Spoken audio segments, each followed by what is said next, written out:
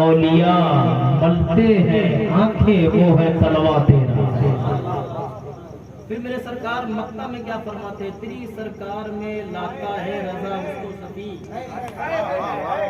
تیری سرکار میں لاتا ہے رضا اس کو صفی. جو میرا غوث ہے اور لاڈلا بیٹا تیرا. جو میرا غوث ہے اور لاڈلا بیٹا تیرا.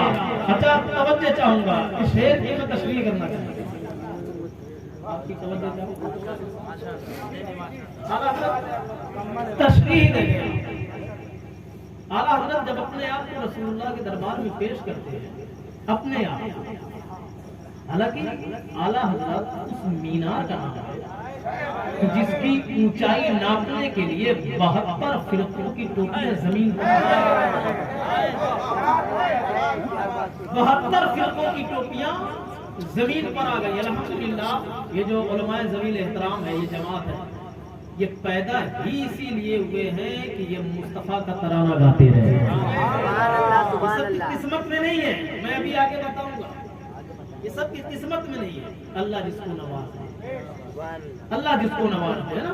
تو میرے سرکار امام جب اپنے آپ کو بارگاہ رسالت امام صلی اللہ علیہ وسلم جب اپنے آپ کو پیش کرتے ہیں تو حالانکہ امام اس ذات کا نام ہوتا ہے. ابھی ایک تحقیق پہلے بہت ہوئی تھی کہ اعلیٰ حضرت کو 55 علوم پر مہارت حاصل ہے. اب دوسری تحقیق سے پھر چند سالوں کے بعد دوسری تحقیق آئی کہ اعلیٰ حضرت کو 105 علوم پر مہارت حاصل ہے.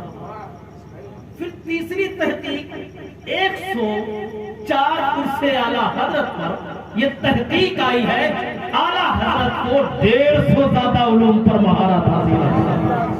یہ وہ امام ہے جنہوں نے فتاوی رضویہ لکھ کر کے قوم کے حوالے دیا ہے. یہ وہ امام ہے جنہوں نے الدولت المکیہ کا آئٹم بم مصطفیٰ کی امت کے حوالے کیا ہے. یہ وہ امام ہے جنہوں نے دلائل الخیرات کا تحفہ امت کے حوالے کیا ہے. یہ وہ امام ہے جنہوں نے حسام الحرمین امت کے نام کیا ہے. 1000 سے زائد کتابوں کی تصنیف کی ہے.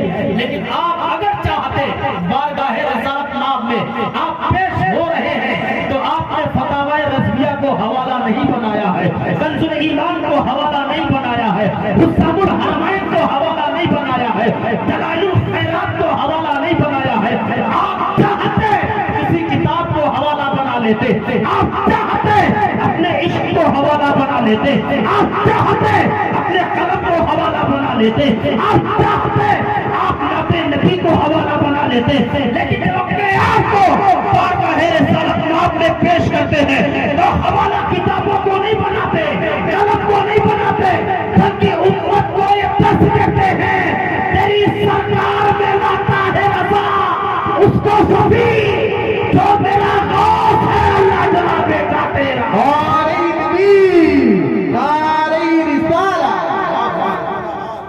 جب اپنے آپ کو پیش کیا ہے تو مصطفیٰ کی آل کو حوالہ دیا ہے، وسیلہ بنایا ہے. غوث العالم جیلانی کا وسیلہ بنایا.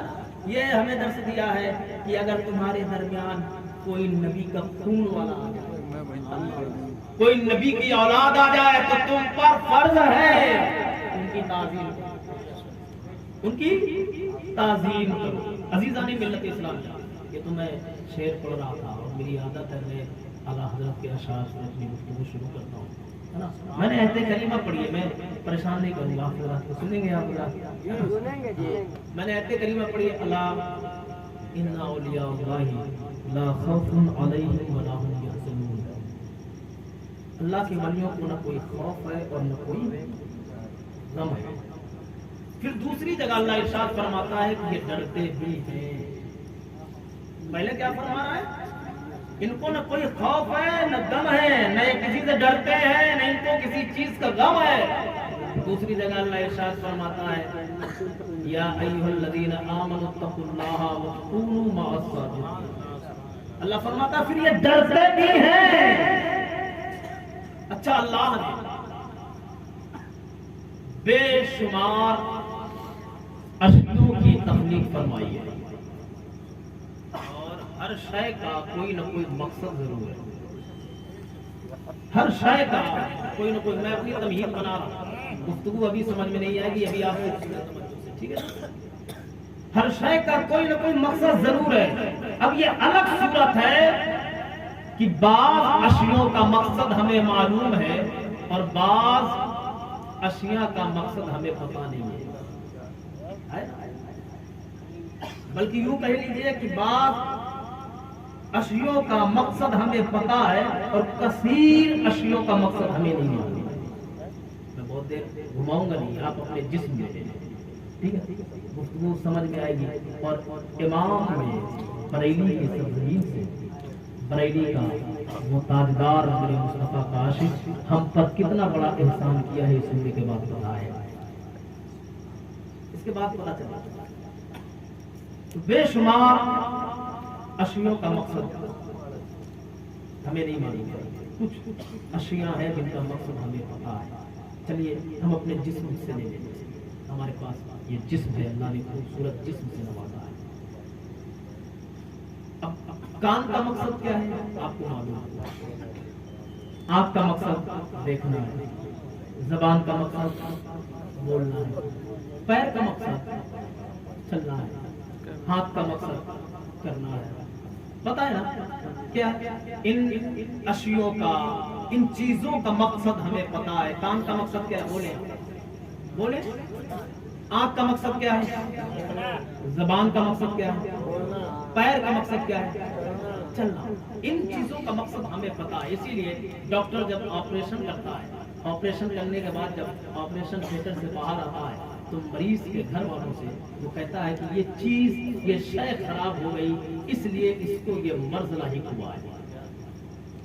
یہ شے خراب ہو گئی اس لیے اس کو، تو اس وقت پتا چلتا ہے کہ اگر پھیپھڑا خراب ہوا ہے اس لیے سانس لینے میں دقت ہوتی ہے، تو پتا چلا کہ پھیپھڑوں کا مقصد کیا ہے. ہر چیز کا کوئی نہ کوئی مقصد ہے.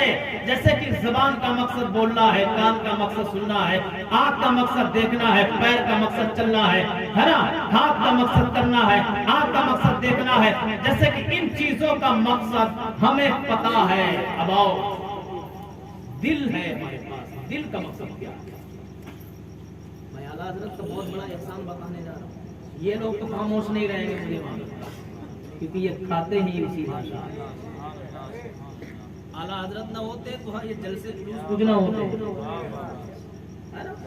اور کوئی یہ نہ سوچ لے کہ یہ مولوی جلسے جلوس اس لیے کرتے ہیں اپنی جیب بھرنے کے لیے، نہیں، بلکہ ہم اپنے امام کی بولی میں بولتے ہیں کہ حشر تک ڈالیں گے ہم پیدائش مولا کی، مثل فارس نجد کے قلعے گراتے جائیں گے، خاک ہو جائیں عدو جل کر مگر ہم تو رسا، دم میں جب تک دم ہے ذکر ان کا سناتے جائیں گے. آؤ الحمدللہ یہ علماء ذویل احترام موجود ہے. آؤ سنو، کان کا مقصد سننا ہے، زبان کا مقصد بولنا ہے، آنکھ کا مقصد دیکھنا ہے، پیر کا مقصد چلنا ہے، ہاتھ کا مقصد کرنا ہے. دل کا بھی کوئی نہ کوئی مقصد ہوگا. توجہ میری طرف ہو، میں جس موڑ پر لانا چاہتا ہوں آپ بہت قریب ہو، ہے نا، مزہ آگے آئے گی آپ کو. جس موڑ پر لانا چاہتا ہوں دل کا بھی کوئی نہ کوئی مقصد ہوگا. بتاؤ میرے پیارے، دل کا مقصد کیا ہے؟ دل کا مقصد کیا ہے؟ میں نے کان کا نام لیا، آپ نے کہہ دیا سننا ہے، زبان کا نام لیا، آپ نے کہا بولنا ہے، لیکن دل کا نام لیا آپ نے خاموش ہو سکتا ہے کوئی سائنٹسٹ بیٹھا ہو، سائنس پڑھ کے آیا اور وہ یہ کہہ دے کہ دل کا مقصد سرکولیشن بلڈ آف بلڈ ہے، تو میں کہوں گا کہ نہیں، دل کا یہ خاص مقصد نہیں ہے. اگر دل کا یہ خاص مقصد ہوتا تو میرا مصطفیٰ قلب کی عظمت کبھی بیان نہ کرتا. یہ خاص مقصد نہیں ہے. دل کا کوئی خاص مقصد ضرور ہوگا. پتا چلا میرے نبی کیا فرماتے ہیں کہ اے انسان، تیرے جسم میں ایک گوشت کا لوتھڑا ہے، اگر وہ صحیح ہے تو جسم صحیح ہے، اگر وہ بیکار ہے تو سارا جسم بیکار ہے. آؤ پیارے، میں آپ کو بتاتا ہوں، کان کا مقصد سننا ہے، آنکھ کا مقصد دیکھنا ہے، زبان کا مقصد بولنا ہے، پیر کا مقصد چلنا ہے. دل کا بھی ایک اپنا مقصد ہے، اور دل کا مقصد ہے چاہنا. کیا ہے؟ چاہنا اور نہ چاہنا، یہ دل کا مقصد ہے. چاہنا اور نہ چاہنا یہ دل کا مقصد ہے. آپ نے سمجھ لیا پیارے، کان کا مقصد آپ کو معلوم ہے، زبان کا پتہ ہے، پیر کا پتہ ہے، آنکھ کا پتہ رہا ہے آپ کو دل کا مقصد پتا ہو گیا کہ دل کا مقصد ہے چاہنا نہ چاہنا، یہ دل کا مقصد ہے۔ اور اس کی مثال میں آپ کو دنیاوی دیتا ہوں۔ مثال کے طور پہ آج تسلیم بھائی کے گھر میں دعوت تھی، تسلیم بھائی کے گھر میں دعوت، یہ دل کا مقصد ہے، میں سمجھا رہا ہوں، پھر میں بتاؤں گا کہ میرے رضا کا احسان کتنا بڑا ہے۔ دل کا مقصد کیا ہے؟ تسلیم بھائی کے گھر میں دعوت تھی، جن لوگوں نے کھایا ہو یا نہیں کھایا، یا جس کے یہاں دوست احباب کے یہاں گیا ملاقات کرنے کے لیے، ملاقات کے لیے، اور آپ کے دوست نے کہا کہ وہ کھانے کا وقت تھا، انہوں نے کہا کھانا کھا لیجیے۔ حالانکہ کھانے میں اس کا پروسیجر کیا ہوتا ہے؟ آپ نے روٹی ہاتھ سے اٹھائی، پلیٹ میں ڈبویا ہے نا، پلیٹ میں ڈبویا، ڈالا منہ میں ہے، گیا حلق سے ہے، اور گیا کہاں پہ؟ رکا پیٹ پر ہے۔ اس میں پورے پروسیجر میں دل کا کوئی کام نہیں، اٹھایا ہاتھ سے، ڈالا منہ میں، اترا کہاں سے؟ گلے سے، گیا کہاں؟ پیٹ میں۔ دل کا کوئی کام نہیں ہے۔ لیکن اگر کسی دوست کے پاس آپ گئے ہیں ملاقات کے گھر سے، کھانے کا وقت تھا اور آپ اپنے گھر سے کھانا کھا کے نکلے ہیں، آپ کے دوست نے کہا کھانا کھا لیجئے، تو آپ کیا کہیں گے؟ میرا دل نہیں کر رہا یا میری زبان نہیں کر رہی؟ اب کیا جواب دو؟ میرا دل نہیں کر رہا، حالانکہ کھانے سے دل کا کوئی معاملہ نہیں ہے، دل کا کوئی لینا دینا نہیں ہے، پورے پروسیجر میں دل کا کوئی تعلق نہیں۔ اٹھایا ہاتھ سے ہے، ڈالا منہ میں ہے، گیا حلق سے ہے، اترا پیٹ میں ہے، دل کا کوئی تعلق نہیں ہے۔ آپ یہ نہیں کہو گے کہ میرا پیٹ نہیں کر رہا، یا میرا گلا نہیں کر رہا، یا میرے ہاتھ نہیں کر رہے، بلکہ آپ کہو گے میرا دل نہیں کر رہا ہے، یہی کہو گے نا۔ پتہ چل گیا کہ دل کا مقصد چاہنا نہ چاہنا، سمجھ میں آ گیا۔ اتنی لمبی چوڑی تمہید کا مقصد یہ ہے، اے بریلی کے صادقان، تیری عظمت کو لاکھوں سلام ہو، تو نے ہاتھ پہ قبضہ نہیں کیا، کان پہ قبضہ نہیں کیا، زبان پہ قبضہ نہیں کیا، لاکھوں مسلمانوں کے دلوں میں محبت رسول کا مرکز بنا دیا ہے۔ نعرہ تکبیر، نعرہ رسالت، نعرہ رسالت،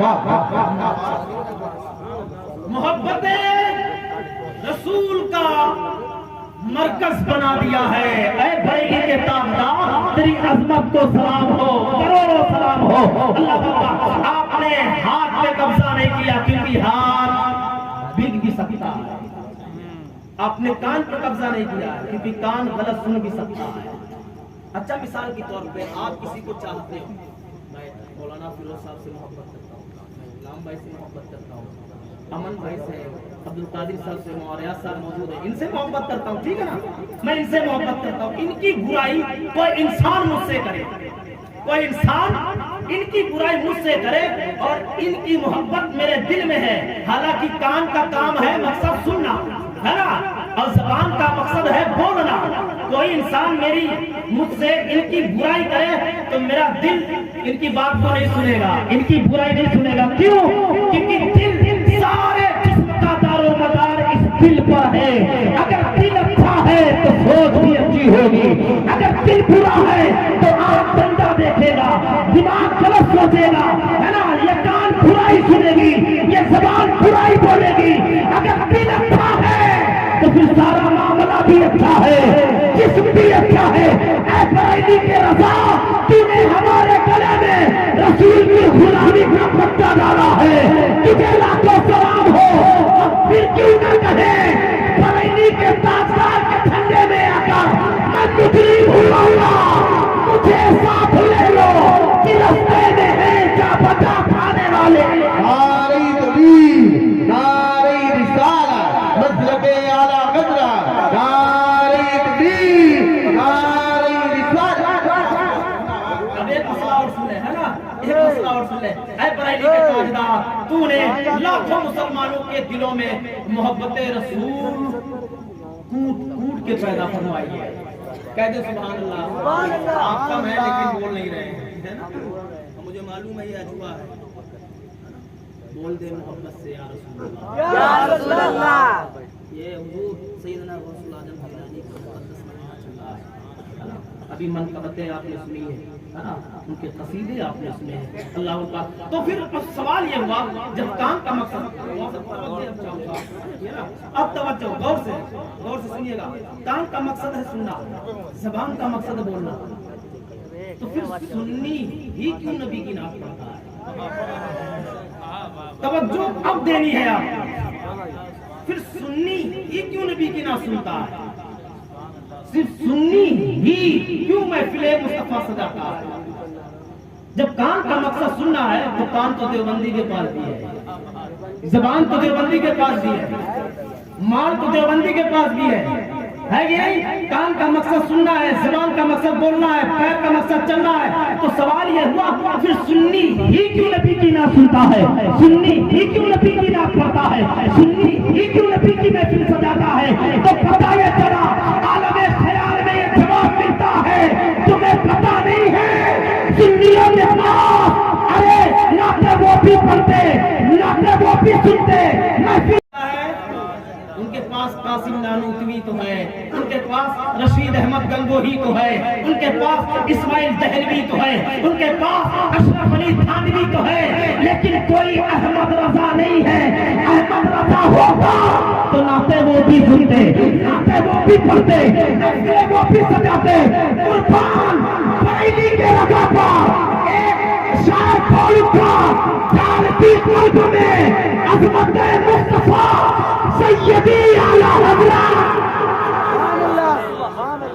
نعرہ تکبیر, نعرہ رسالت, فیضان اعلیٰ حضرت, تعلیمات اعلیٰ حضرت, بستے بستے پریا اریا, علمت دریا فیض کا دریا. نعرہ تکبیر, سیدی اعلیٰ حضرت. ہم سب آپ اعلیٰ حضرت کے جھنڈے کے سائے تلے کھڑے ہو گئے اور صبح و شام یہی پکارا کریں. ہم گنہگار ہیں, خطا کار ہیں, سیاہ کار ہیں, ہم گناہوں میں ڈوبے ہوئے ہیں, لیکن آؤ قسم سے وہ سچا عاشق میرے مصطفیٰ کا اس کے جھنڈے کے سائے تلے آ کر